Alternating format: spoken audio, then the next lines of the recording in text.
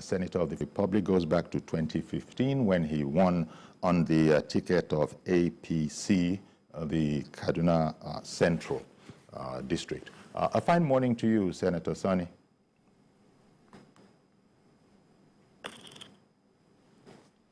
Thank you for having me. Oh, all right then. Thank you indeed for coming on. Well, you know, you're a man of many, many parts, you know, an agricultural engineer, civil rights activist, author, publisher, poet, and indeed a politician, which is where I started from. And so we thought we'd sort of, you know, have a chin wag with you, so to speak, towards the 2023 elections and matters arising.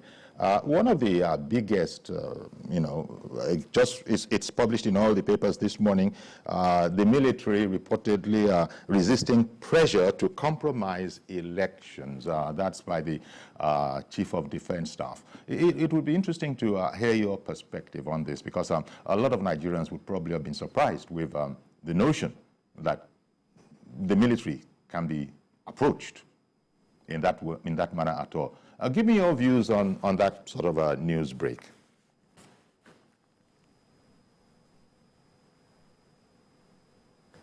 Thank you for having me once again. Well, I was opportune to read the headlines from the Chief of Defense Staff, and I went further to read the details of his own submission. What he actually said, as reported, was that the military have been under pressure to tamper with elections. So I was trying to understand whether he is talking about this time or as a culture in our political history. And if it is a culture in our political history, I can say that what he is saying is not very far from the truth. Since 1999, we have seen how ruling political parties, both at the federal and state level, try to use the apparatus of the state to manipulate election by the use of force and coercion to ensure that they either win or they retain their offices or seats. And this has been in the last 22 years. And I believe for now, for the Chief of Defense Staff to come out openly and make this statement,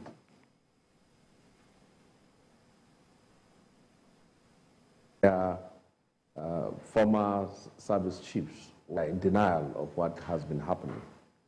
It has been the case most times in the African continent, not just in Nigeria, where governing parties try to access the official instrument of force, that is the police, the army, and the secret intelligence agencies, to their favor. And by this message, it is also sending a note to those in the position of authority that if that has been the case in the past, it is not going to be business as usual in the present. And this is also a wake-up call to Nigerians by his statement that they have a constitutional, democratic, and historic duty to stand up in the defense of democracy and to stand up in the defense of an army that is desirous of being neutral and being apolitical. The army has a duty to ensure peaceful elections by providing security and also apprehending and using the instruments of the law against those who try to undermine our democratic system. Well, he has made this statement, and that has been well read by Nigerians. And the next is for Nigerians to ensure that nobody at the state and the federal level use force or try to use the army to manipulate the elections. So from my own perspective, this has been something that has been happening for a very long time. And for the first time, Chief of Defense Staff is making this publicly clear, which shows that the Army is ready to be neutral in this political season or this election in February. So that is my own understanding of it.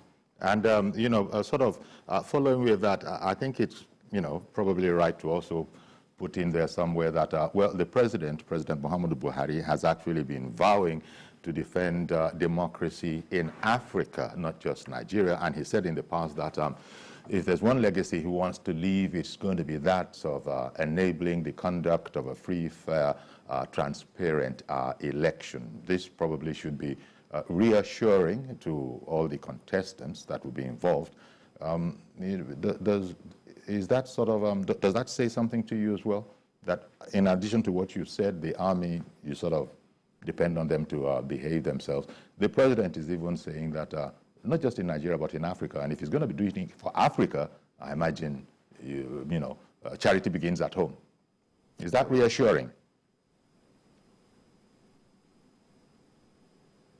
Well, first of all, if you go through the unfolding events in our recent history, particularly in West Africa, we have seen the resurgence of military rule in Burkina Faso, in Mali, and in Guinea-Bissau. And if you go back to the reasons for which the military pulled their tanks out of the barracks to the political field, it has to do with how democratic governments process democracy. And it is the same thing that has happened in the Sudan. When people that are elected in a position of power are ready to lead by the instruments of the constitution of the law of the land, that is by conducting credible elections, and if they lose, they should be ready to accept that they have lost. There will not be a pretext for a military coup. But when what has happened in Sudan, Burkina Faso, Mali, and Guinea-Bissau, or Guinea-Conakry, attempted coup, it's very clear that if elected democratic governments are not ready to conduct free and fair elections and are only positioning themselves to use all means, whether force or violence or electoral manipulation to retain power, then we will be out for another session of dictatorship. President Muhammadu Buhari has made some points of recent, one of which he read somewhere where he said Nigerians should vote for any person they want to vote and in any party, but that was also contradictory in the sense that he is also the chairman of the campaign team of the presidential candidate of his party. But secondly, which is most important, is that he said nobody is going to be allowed to use violence or force to perpetrate themselves in office. And I've also seen a clear statement made by the Inspector General of Police, where he warned Commissioner of Police around the country against bowing to an unlawful demand by their state governors to either support members of their party or to repress or oppress the opposition. All these are signs that there is a possibility of a peaceful and credible elections, in the sense that the president is not contesting himself, and they are ready to play a neutral role in the process. And as we have seen what has happened in Osun State, where a ruling party has lost power, we have also seen what has happened in Ekiti State, where the ruling party has won the seats. So President Muhammadu Buhari knows very well that what remains of him as a statesman and as a leader, and one who has spent much of his life either fighting the civil war or presiding over a military government or struggling to a president under a democratic system and now been a president for 7.5 years. What remains of him now is to conduct a credible, peaceful and transparent elections that will seal his own legacies. If we have not forgotten, with all that Babangida did to Nigeria in terms of infrastructure, human development, and so many things, where he had problem and that problem continued to haunt him, was the transition to civil rule, the same thing with Abacha. And also I believe that is also what happened to Gowon. So Buhari wants to do it differently, and he has no option, because if he fails, then I can tell you that all that he will, when out of office, claim to have achieved will simply be thrown with the baby and the bathwater, the baby and the pan. So I believe that he is well conscious of this, and from the statement that is coming from his mouth, it's clear that he wants to chart a different course. President Obasanjo today has held his shoulder high and respected all over the world.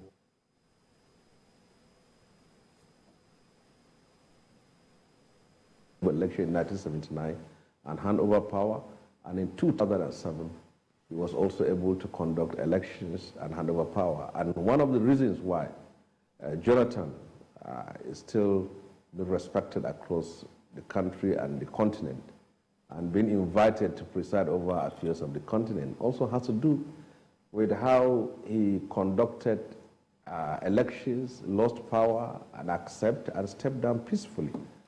So if President Muhammadu Buhari wants to throw the part of honor, dignity, and peace for himself and the country, he has no option but to ensure that this election is peaceful, one in which not just the ruling party but the opposition will accept that a credible election has been done and the winner has emerged through a honest process, a credible process, one that is verifiable.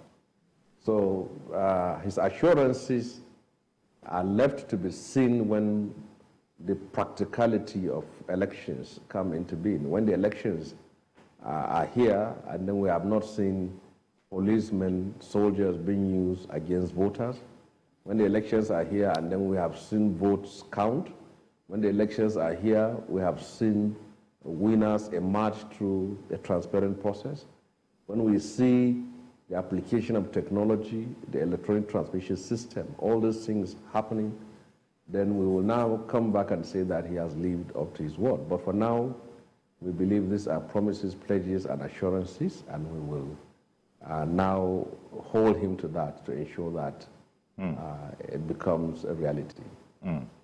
Okay. Senator Sane, as I said at the top of the program, you won the senatorial ticket of APC, and that was back in 2015. You served in the Senate, but today you're not of that family because you resigned from the party. And so I wanted, even though you're very well known, where you're very, very active, for our TV audience, you're not taking part in this particular election, to the best of my knowledge, but you can correct me if I'm wrong. I was going to ask, if it was said that you're in the political wilderness, so to speak, what would your response be to that? Because you've been very, very active. Today, not as much in the eyes of some as before. How would you respond to that?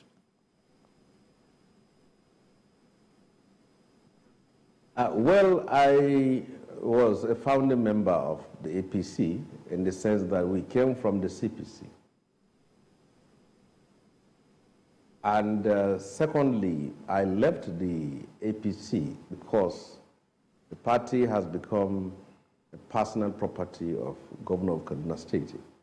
And that, like in other states too, where the governor wants to position his loyalists, his friends, and people who will always kowtow to his own demands. And I cannot be that as a man of principle and conscience. So I have to leave the party for him.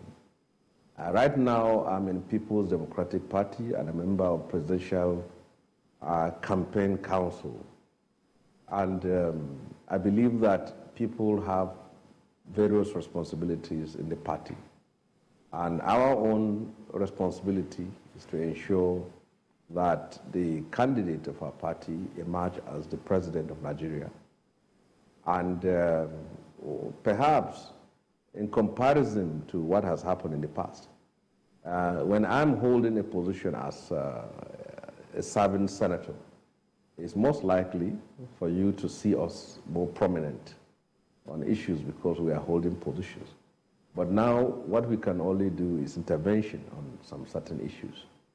And again, I believe that what this democracy needs at this very hour is how we can do everything possible to preserve and protect it, to play politics with maturity, with responsibility, and with also a sense of dignity and the need to ensure that we have a country.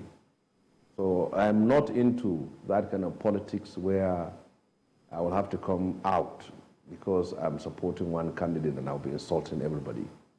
But we have to promote our candidate, and also we have to criticize the policies and programs of this administration and why people should not vote for the ruling party. So I believe that my own strategy is a bit different. Okay. Perhaps if I'm out, which if I want to do, I can, to be on the front burner, personalizing the whole process, and that could have been more loudly. But in our own case, I'm a member of Presidential Campaign Council of the PDP, and we are working towards the success of our own candidate. And for now, that's all. So we can't, you can't be in the wilderness when already you are occupying such a position. Okay. Perhaps may not be as loud as it used to be in the past. But I am very conscious of the need to protect and preserve this democracy and ensure the emergence of a president that Nigerians will truly see as a unifying figure. Well, going by some of the things, like just staying a little bit more on you as a person, as a a professional, as a political person. When, as you said, you were founding member of the APC. Today, you've just told us that you are indeed a member of PDP and not an ordinary member. You're actually on the presidential campaign for the PDP's flag bearer. But your sojourn in PRP, the original Talakawa party, giving your records for, civil rights activism, I was surprised that it didn't work out, because on one level you could say maybe those who want politics as its purest, working for other people, I imagine that might have attracted you in the first instance. But why do you think it didn't work out? And here you are with the PDP now. Well, I told you the reasons why we left the APC. Yes. The APC in Kaduna State was and is still suffocated by the governor of the state. No, I'm talking about PRP now. Who becomes? I'm talking about People's Redemption Party. I'm not. I'm coming to the PRP. Okay. Level. Then in the PRP, I joined the PRP because PRP is like the history of our own family. For those of us, our parents were members of the NEPU and then members of the PRP. So when senators were defecting from the APC in 2018, I defected to the PRP. And my defection to the PRP, apart from historical reasons, has to do with my own uncle, Balarabe Musa, I can call him that, and that he We sat down with him and discussed, and he suggested that I should come back to PRP. But something happened along the process. While I was given the ticket to contest the senatorial seat, I lost the seat based on fraud that has been committed. But despite that, the APC candidate got at least 370,000 votes, and I, as a PRP, I got 70,000 plus votes, I think. But I left the PRP when Balarabe Musa himself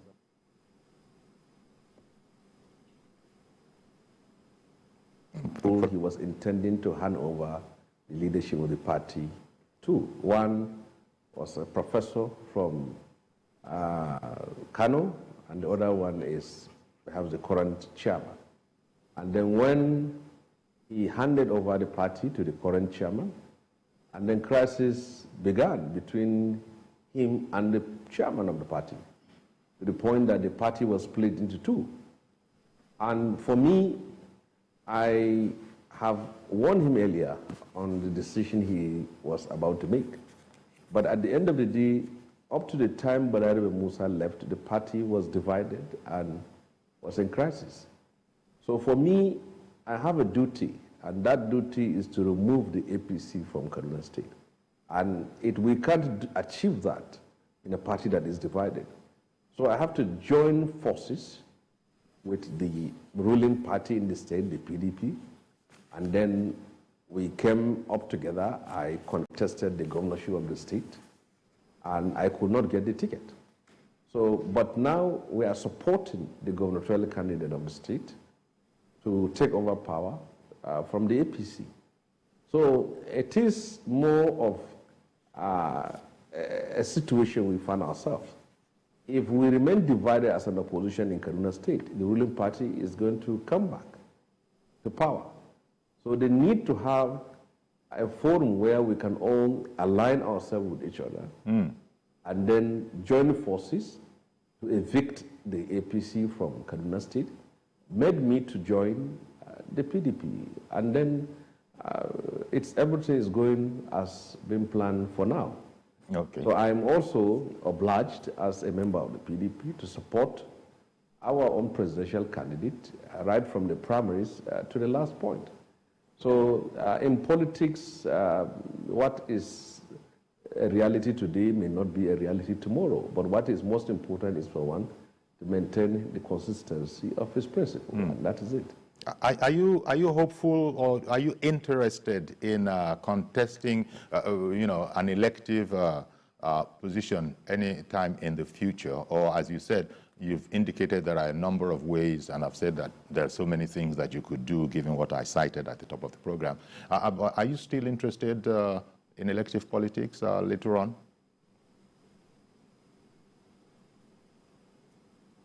Well, this is a country where people in their 70s and 80s are still contesting elections. Well, I'm in my 50s now, and I believe that I have enough time, if I'm going to be alive and healthy, to contest elections in the future. So I'm not in a hurry. I believe that when the time is there, one will always be available. And for those who are able to emerge as winners, we have a duty to hold them to account and to consistently ensure that we put them on their toes to fulfill their promises and pledges they make to the people. All right, then. Okay, Senator Sani, we're going to take a short break. Please bear with us. We'll be right back. We'll continue, and then we'll look at some contemporary political issues. Stay with us, please. We'll be right back.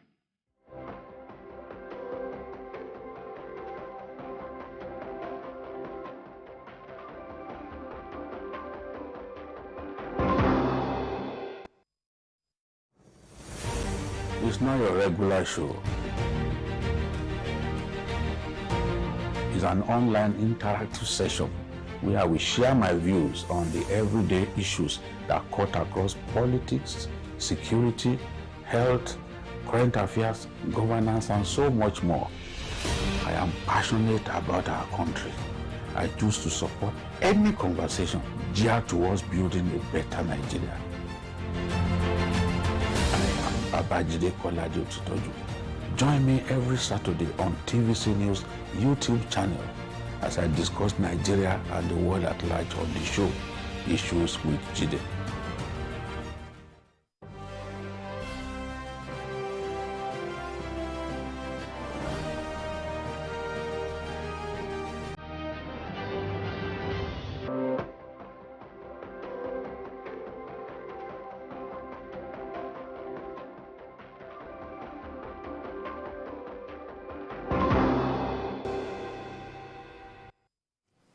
Okay, welcome back. And our guest this morning on TVC is Senator Shehu Sani, a well-known Nigerian politician. Even if you didn't know him politically, if you happen to be on Twitter, you would have no shortage of knowledge about his various positions and opinions on things. Thank you very much, Senator Sani, for being with us this morning. Let's look at contemporary contemporary political climate in Nigeria. A number of things are happening. Ostensibly, it's about running the country, administration, reducing corruption, and all of that. And here I'm talking about the central bank and its policies. As you know, it's redesigned the Naira, and it has a new policy about withdrawal limits and that kind of a thing. The National Assembly has discussed it in the House of Representatives. They've looked at it. I think they've even invited the central bank,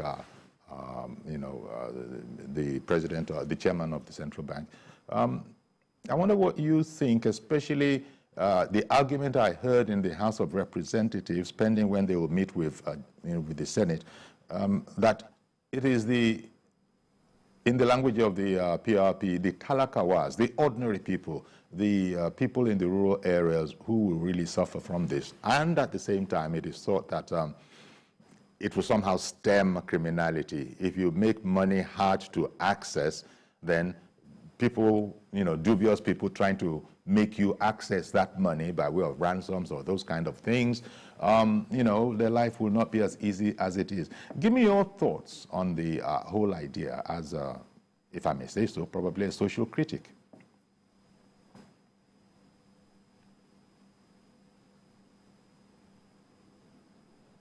Well, first of all,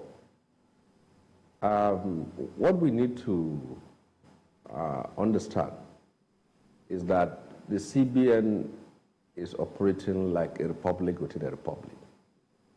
The enabling law that empowers the CBN have simply created a state within a state where the CBN governor only needs the consent of the president to do whatever he wants to do.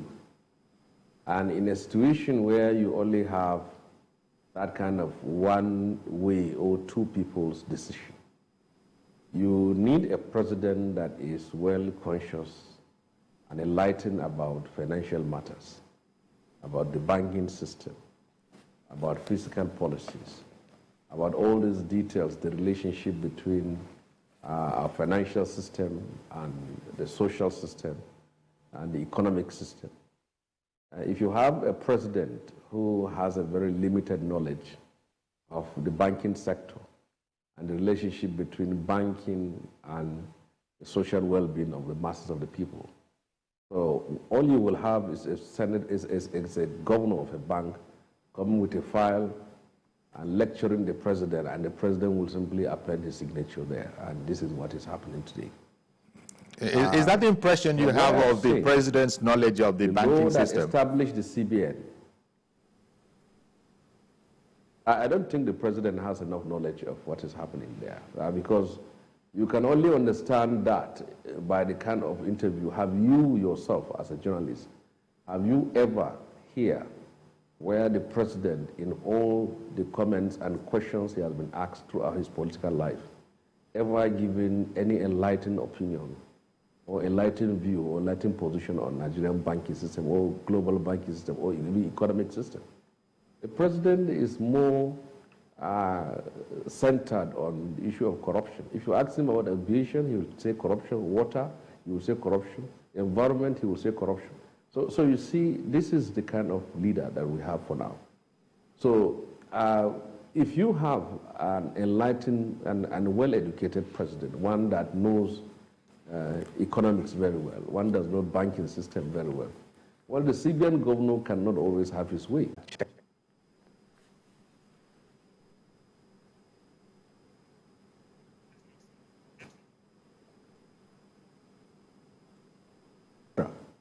The CBN governor only moved to the villa, got approval from the president, and simply redesigned the Naira. The Minister of Finance tried to raise an issues about that, and she was shouted down on the fact that the president has approved. And after the approval, now the Senate comically organized a debate on the issue of the designing of the Naira. Well, the decision has been made even without their consent and without their knowledge. They just read it somewhere.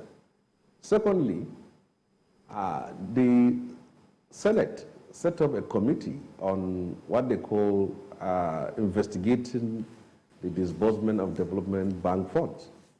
The governor of Central Bank was invited. He refused to honor the invitation, together with other key figures heading the official banking system. They refused to honor. And this time around, I learned that the Senate is going to debate the issue on Tuesday. But so far, the House of Reps has courageously and boldly sent a message to the CBN governor and the CBN that the policy of limiting cash withdrawal should be reversed. And we hope the Senate will do that. But from all indication, I think each time the governor of the central bank gets his approval from the president, he behaves that he doesn't need anybody. Well, in our own time at the 8th Senate, it is not possible for people holding position in the MDAs or anywhere for you to treat the National Assembly with such contempt. But when parliamentarians behave that they are always ready to do the bidding of the executive, they always presented themselves as being subservient, and they are ready to approve anything they want to get the praises from the executive. This is what happens. So if you can remember, at the 8th National Assembly, or how we dealt with the customs issue, how we dealt with the issue of humanitarian crisis in the northeastern part of Nigeria, that is how a parliament is supposed to be, to hold the executive to account and to make sure that whatever is done needs to be done right. But so far now, the CBN governor and his banking lords have taken a decision. So the opinions of the two chambers seems not to be of any value as long as he has gotten the approval of Mr. President. Okay. But what we need to understand is how small businesses will be affected. There are young people today that are operating this POS, and we are still a developing country. We shouldn't forget that, because sometimes we simply see what is happening in Germany, France, Netherlands, and Norway, and say we are simply going to adopt it. This is a country with about 133 million people who are living below poverty line. With such debt, our industries, almost 80% of them are down. There's so much poverty and insecurity in this country. So whatever policy you are going to bring should be the one that will alleviate poverty and further empower the poor. But the poor in Nigeria today are rising. Not just 133 million, but there is a prediction that as time goes on, we're heading to 200 million people. And in a nation with such large number of poor, you know that peace will be elusive. So the CBN governor should know that he is not the CBN governor of United States or the CBN governor of Netherlands or Poland. He is the CBN governor of Nigeria, a poor country, one that has a lot of challenges, and one that which policies and programs should be designed in such a way that it's not going to worsen the situation of the poor and the indigent in the society, in which we have hundreds of millions of them now.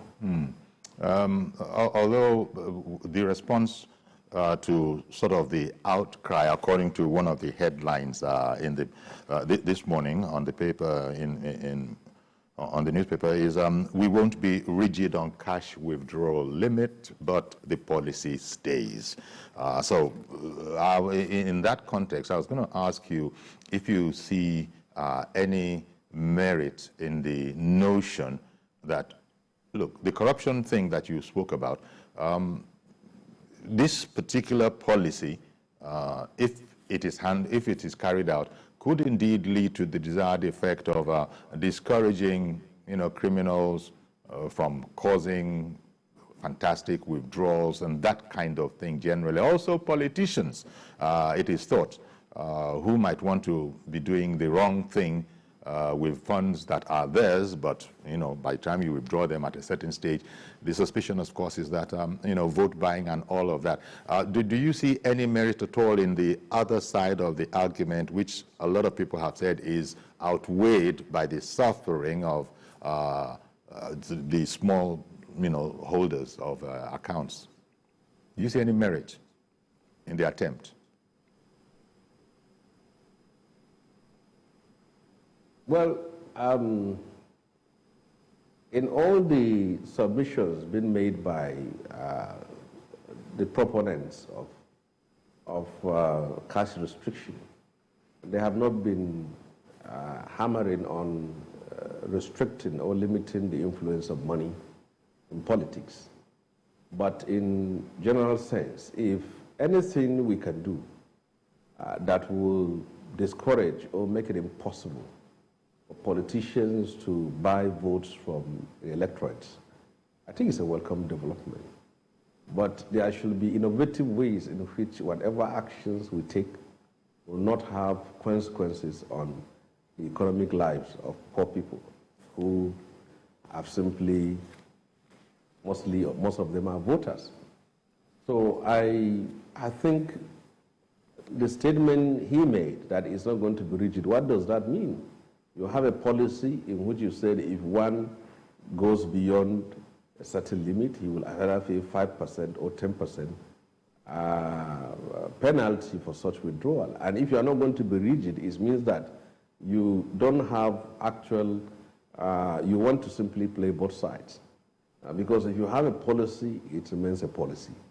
If one withdraws beyond 100,000, he's going to be charged 5% or 10%. That should either be or it should not be. So you can't be sitting on the fence. You want to satisfy both sides. The position of the House of Reps is what I shared, that the policy should be reversed. And 100,000, everyone knows that in a situation where we are today, it can't, 20,000 naira per day for this kind of situation we are in. And every person you see is a representative of thousands of people in a typical African family setup. So I think there should be a reconsideration to that. Meanwhile, those who have money to share are mostly those in government and or those who are aligned with government. And I don't think their monies are usually kept in Nigerian currency. So I am of the belief that the CBN governor and those who are in support of this have not taken cognizance of the implications of it, simply because it's going to be a one-way thing. How did we arrive at this? It's simply the idea of the CBN, and then they take it to the president for approval. But these are issues that should be made open to Nigerians. For example, even the redesigning of the Naira. The CBN could have come out with a competition and said people with creative ideas should come up with their own designs, and then we will choose from the arrays of this buffet of this design, and then we now have a design that comes from the Nigerian people. And even on the issue of restriction, open it for debate. Let there be debate in the State Assembly, National Assembly, and the Senate and House of Reps, and the social media. And then you will now have superior ideas. But we can't continue to live by the ideas of MFLA and then taken to a president who has a very limited knowledge of financial system to sign, and then it will be fed on Nigerians hook, line, and sinker. I don't think that is the right thing to do. Okay. As you must have read, the DSS has waded into the whole matter of fuel shortage. Interesting, because they've given marketers 48 hours. Now, I don't know how it is in, what your experience has been. You're reaching us from Abuja. I don't know if it has been as tough for you as it has been for many, many places around the country. But giving them 48 hours seems to indicate that from the position of intelligence, perhaps, they know that this is a doable proposition. And quite frankly, people are not too sure why there is this shortage suddenly all over the place. But give me your thoughts on that. Now being given marching orders, that in 48 hours, they would like to see a return to normalcy. Give me your comments.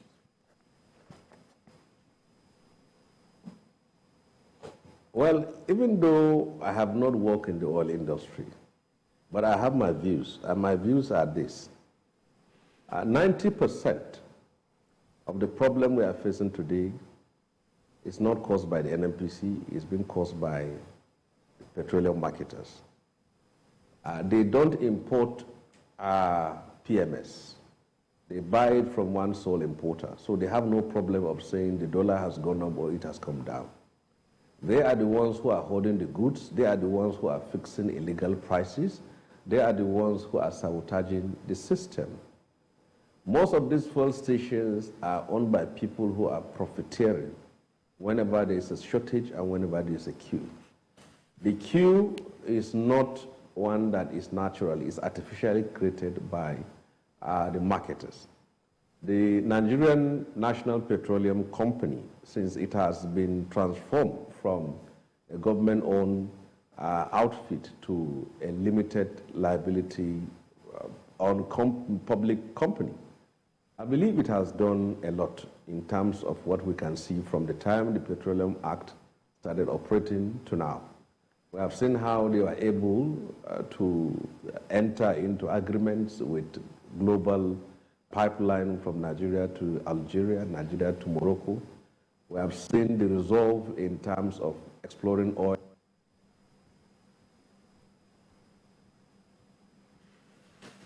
Efforts have been made to end theft of our oil at the shores.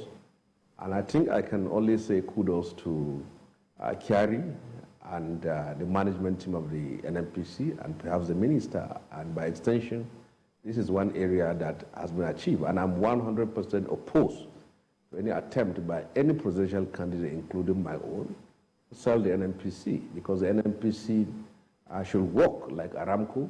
It's driven, is making some modest profit. And whoever takes our power should build upon these legacies, and then we can achieve more. So for now, I'm happy what the DSS are doing. And DSS should go after these marketers, the police should join, and even the army should join. We can't be held hostage as a country by people who are trying to make money and destroy the country. All they want to do is to make more money while people are suffering. And this has been the culture whenever the year is coming to an end and the Christmas season is here, knowing that people are going to travel. So I am very much in support of that. And they shouldn't just call a meeting with all the leaders or the marketers, but they should go to the fuel station and enforce. And Nigerians too should also do that, insist that the official price must be adhered to. So that is my view on that. Okay. Well, thank you very much, Senator Shehu Sani. Now we have just a few moments left, and even though we wanted to speak with you, get your position, your views on some of these things, now to your presidential candidate. One, what do you think about his chances, especially when you compare it with the opposition of the G5? Give me your thoughts on that. How much of an intractable problem do you think it is? Is the going pretty heavy as a result of the fallout with the G5 that you know very well?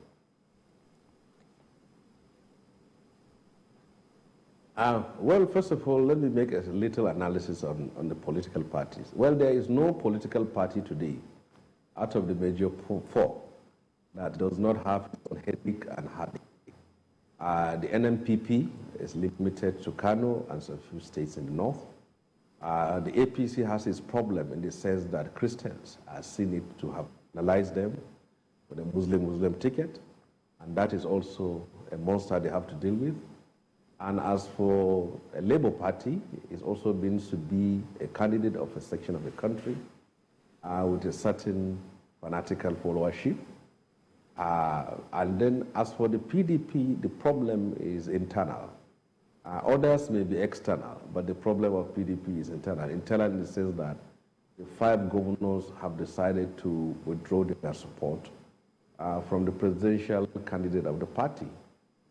And the danger of this is the fact that it is going to affect the fortunes of the party and also going to affect the fortunes of our presidential candidate. But notwithstanding, a party should not be held hostage by a group of people. Primaries was conducted transparently, and Waziri won. So it is incumbent on all party members, both those who are chieftains and those at the lower level, to support the candidate of their party. But today, you see them wandering from one place to another. It's either today they are giving their support to Aswaju, or tomorrow they will change to Peter Obi. Next tomorrow they will say that they are open for reconciliation and things like that. But I think it will be in the interest of these 5 to return to the party and support their presidential candidate. Because the tragedy will be that their party will lose elections, and they cannot be honored and respected and venerated for the fact that they have helped another party to win. If these 5 governors are serious that there is a serious violation on rotation of power, then they should all collectively resolve to say, this is the candidate we are supporting. It happened in the PDP when governors walked out of the PDP convention. They aligned themselves with the party to which Buhari won. So rather than them floating from one place to another, I think in the interest of their own supporters and followers, they should make a decision. If they want to reconcile with Waziri, they should reconcile with Waziri, and then less the PDP won. If they want to support any candidate, they should do that. But it shouldn't be today we are for Aswaju, tomorrow we are for Peter Obi, next tomorrow we are open for reconciliation. And the time is going. We have less than, I think, 70 days to general elections. And this kind of dancing and singing and rigmaroling is not going to be of use. Because there will be a certain time they will reach. Even if they have agreed to support a certain candidate, their own followers have made a decision of who they are going to vote. So there is a price for them to pay. As you are moving around, not deciding who you are going to vote for. And your strength is your followers. You will turn back and see that your followers have already aligned themselves with a certain candidate. Even if you tell them to come back or to turn the other side, they will not. So there is an implication for that. And again, for the party, there should continuously be contact. They should reach out to them. They are very important for the party. They are very important for presidential candidate of the party. Waziri should continue to reach out to them until a certain point when it is virtually not needed. But I think campaigns are going on now, and I think they are the ones who are indecisive of where they're going to be. All right, we're going to have to leave it there, Senator Shehu Sani, and I want to thank you very much for joining us this morning and sharing some of your perspectives with us. We indeed appreciate your presence here. Thank you very much. And so that's our program. Please join us on Monday, 11 a.m., God willing, when the next edition of the program will be aired. I am Yori Folarin. Do have a great weekend.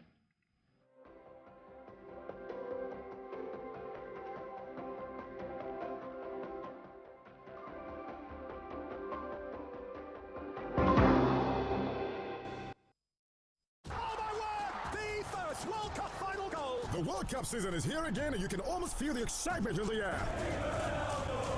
The best national teams in the world will be battling it out to determine who lives the coveted FIFA World Cup trophy come December 18th, 2022. Wondering what each team's shadow looks like, where the seat in the standings, who will be playing who, and what to expect. We've got you covered with all the previews and reviews you need to stay right on top of everything in Qatar on FIFA World Cup Fan Special Show. Coming live on TVC News YouTube daily for 13 minutes, 15 minutes preview before the match, and 15 minutes review post-match of the day. Keep up with all the actions happening in Qatar with expert match previews and reviews from our seasoned sports pundits. And guess what? You also stand a chance to win loads of exciting prizes when you predict correctly the outcome of the match of the day. To participate in FIFA World Cup Fan Special, subscribe to TVC News YouTube channel. Enter your prediction in the comment section of the match of the day video. Use the hashtag FIFA World Cup Fan Special in your predictions. Finally, include the last 4 digits of your number with your predictions. Let's play! We wish you a Merry Christmas. My name is Femi Adebayo. This holiday season, StarTimes is taking us to a better level. You can step up your family entertainment with the StarTimes upgrade promo. You recharge 2 months on Nova Bouquet and get upgraded to Basic or Smart Bouquet. Recharge 2 months on Basic or Smart Bouquet, you get upgraded to Classic or Super Bouquet. And if you recharge 2 months on Classic or Super Bouquet, you get 10 days free on your subscription. This upgrade automatically qualifies you for a weekly draw to win 55-inch smart TV, PA systems, home appliances, and more. These prizes are proudly sponsored by Longreach, Wayon, and Amaz. This promo is from the 15th November to 15th January 2023. Times and conditions apply. On StarTimes, every day is the best day ever. Merry Christmas and Happy New Year. StarTimes. Entertain your family.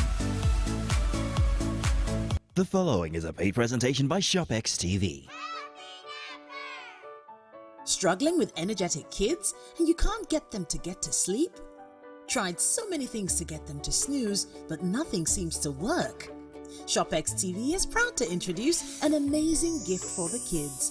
Introducing Happy Nappers. They are happy, happy nappers. They love to sleep and play with you. The perfect play pillows that pull open to a sleepy sack surprise. Who are the happiest nappers of all? Happy Nappers! They are more than just play pillows. They are comfy sleep sacks that keep your kids warm safely in their favorite play characters, day or night. With a simple pull and zip, your child can snuggle up and nap inside of it. Imagine children that actually want to take a nap. They are your go-anywhere friends. They play with you all day, and when it's time to sleep, you just pull on their feet. Sleepy time, playtime, anytime is happy napper time.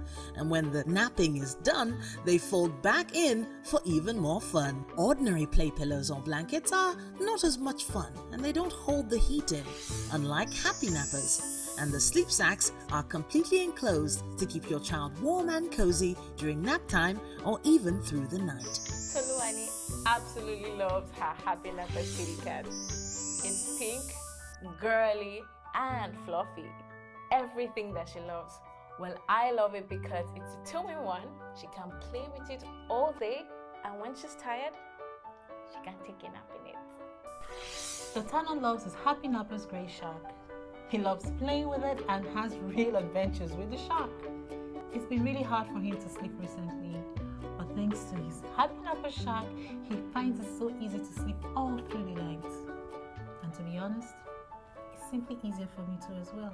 Happy Nappers is now available in Nigeria exclusively from ShopX TV. You can choose from Pink Cat, Grey Shark, White Unicorn, and even a Pink Unicorn. Don't forget, Happy Nappers comes with the ShopX TV's 30-day money-back guarantee. Happy Nappers are a great gift for any child and come in medium and large sizes.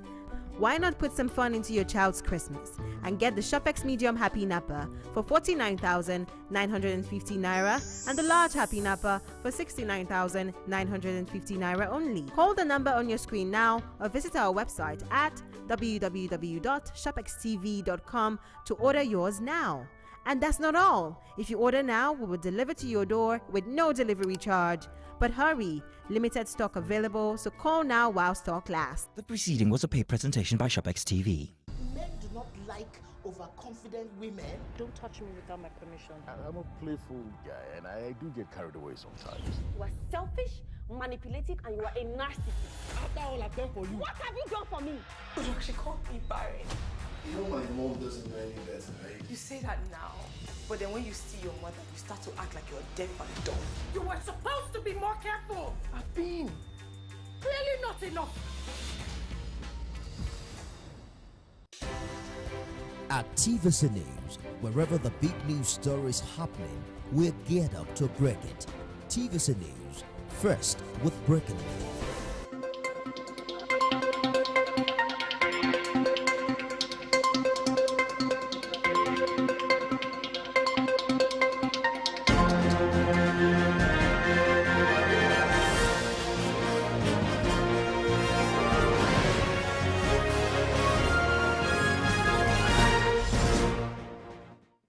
Thanks for joining us on the Media News. Let's begin with transportation, where the federal government disclosed that the second Niger Bridge will only be open to traffic from December the 15th, 2022 to January the 15th, 2023. Minister of Works and Housing Babatunde Fashola made this known while answering questions from journalists in Abuja. The minister said the federal government is taking the measure to relieve pressure from the bridge currently used for the Christmas festivities, adding